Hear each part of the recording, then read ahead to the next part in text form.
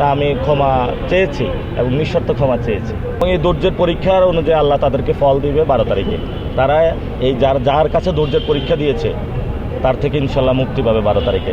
ছিল এখন বিক্ষুব্ধ কেউ করতেই পারে, এটা তার রাজনৈতিক অধিকার। আমিও সেখানে গিয়েছি, মানুষ যেখানে আমার খারাপ কথা বলবে বা বিক্ষোভ করবে সেখানে আমি যাই শোনা দরকার যে কী বলে।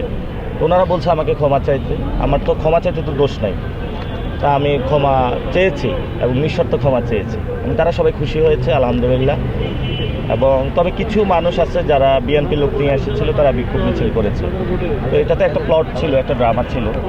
তবে অনেক আলেম ক্ষুব্ধ হয়েছেন, আমি তাদের কাছে নিঃশর্ত ক্ষমা চেয়েছি। আর গতকালকে মির্জা আব্বাস বলেছেন আচ্ছা যাক, আলহামদুলিল্লাহ এক ভাই নির্বাচনী খরচ দিছে ইনশাআল্লাহ। জি, গতকালকে মির্জা আব্বাস বলেছেন যে আল্লাহ তাআলা আপনার মাধ্যমে ওনার ধৈর্যের পরীক্ষা নিচ্ছে। আপনিও কি আসলে ধৈর্যের পরীক্ষা দিচ্ছেন কিনা, এবং 12 তারিখ পর্যন্ত যেন উনি ধৈর্য ধরে রাখতে পারে তার জন্য উনি আসলে নিজেই আল্লাহর কাছে সাহায্য চেয়েছেন? মানুষ তো এই কমিশনার শুরু থেকে ঢাকা 8-এর পুরা ঢাকা 8-এর যারা ভোটার আছে তারা ধৈর্যের পরীক্ষা দিচ্ছে। এখানে যারা ব্যবসায়ী আছে তারা ধৈর্যের পরীক্ষা দিচ্ছে। এখানে যারা মা বোনেরা আছে তারা নিরাপদে নাই, তারা ধৈর্যের পরীক্ষা দিচ্ছে এবং এই ধৈর্যের পরীক্ষার অনুযায়ী আল্লাহ তাদেরকে ফল দিবে 12 তারিখে। তারা এই যার কাছে ধৈর্যের পরীক্ষা দিয়েছে তার থেকে ইনশাল্লাহ মুক্তি পাবে 12 তারিখে। নতুন রিন গভীর থেকে পরিষ্কার করে কাপড়কে রাখে নতুনের মতো উজ্জ্বল। নতুন রিন অ্যাডভান্স পাউডার। আলহামদুলিল্লাহ মানুষ থেকে সাড়া পেয়েছি, তবে আমি এটাকে সাড়া বলবো না, এটা আমি বলবো দায়িত্ব। মানুষ ভোট দিবে, যদি ভোটে আমি জয়ী হই তারপরও মানুষের দায়িত্ব আমার আদায় করতে হবে, আর যদি নাও জয়ী হই তারপরেও দায়িত্ব আদায় করতে হবে। জয় পরাজয় সেটা তো আল্লাহ থেকে নির্ধারিত হয়।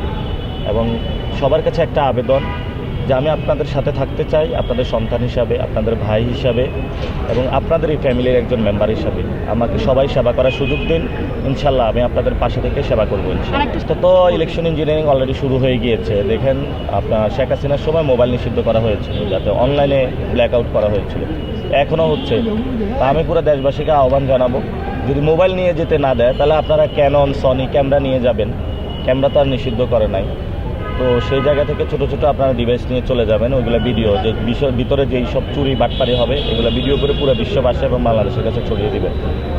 নির্বাচন কমিশন যেই কথাটা বলেছে মোবাইল নিয়ে যাব না, এটা একটা অগণতান্ত্রিক সিদ্ধান্ত।